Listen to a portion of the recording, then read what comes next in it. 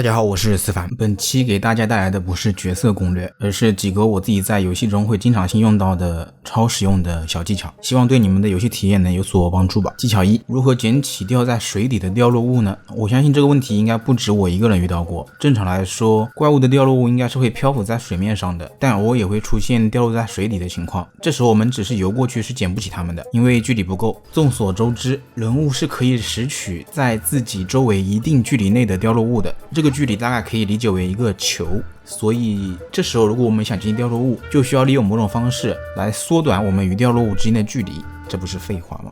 这个方式呢，就是下落攻击。冲进水里时，人物是有一个下沉然后上浮的一个过程的，很科学。也就是这个下沉的过程能帮助我们极大的缩短与掉落物之间的距离，只要在下沉的瞬间我们狂按拾取就能捡到掉落物了，一次不行就多来几次。没有温迪，你看万叶是不是也行？没有万叶，你看钟离的柱子是不是也行？也没有钟离，你看那山这么高，是不是也行？实在不行那就算了，不就几个掉落物吗？不至于。吐槽。所以明明这么简单的操作，为什么被你说的这么复杂呢？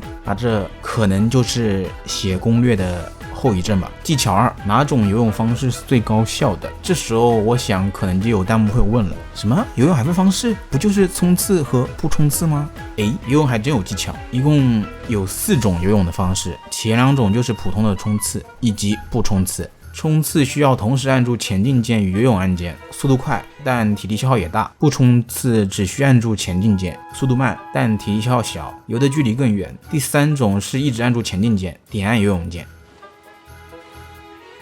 第4种是一直按住游泳键，点按前进键。光这么说也没用，我们直接来对比一下4种游泳方式，让大家有一个比较直观的感受。起点是这颗冰雾花，终点是对面那盏路灯，全都为2倍速。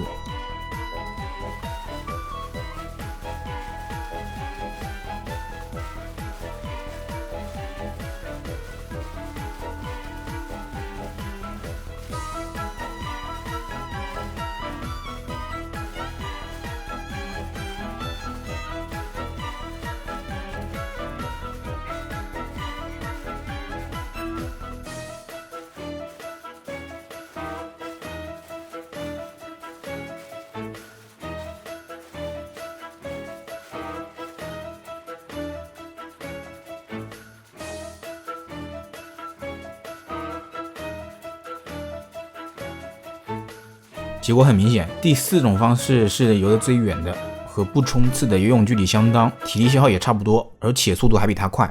第3种和一直冲刺的差不多，略远一点，但速度方面就不行了。所以以后选择哪种游泳方式就不用我多说了吧。当然如果你有莫纳的话，其实在长距离游泳上还是第4种会更好。不过莫纳的优势是速度快，且距离也比冲刺的远，完胜冲刺。当然真正的王者还是临海踏冰，过河征军。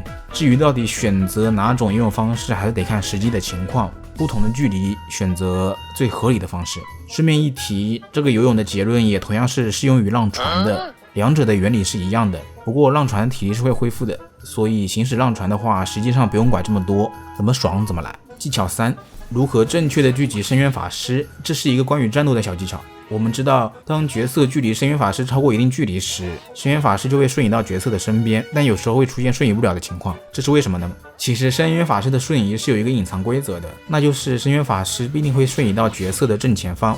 现在我朝向这边，他瞬移在我面前，我朝这里，它就瞬移在这里，可以很直观的看出来吧。那么瞬移不了又是什么原因呢？其实也很简单，那就是地方不够大，你留给深渊法师的空间太小了。比如我朝着一堵墙，那它就只会在原地跳跃。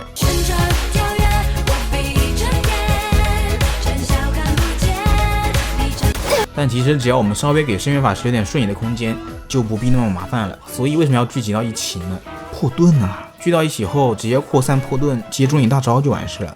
你学废了吗？那么以上就是本期使用技巧的全部内容了。意外的发现我还是挺能说的。如果你觉得有帮助到你，请点赞3连支持一下UP主，当然关注是最好的了。我是思凡，我们下期再见。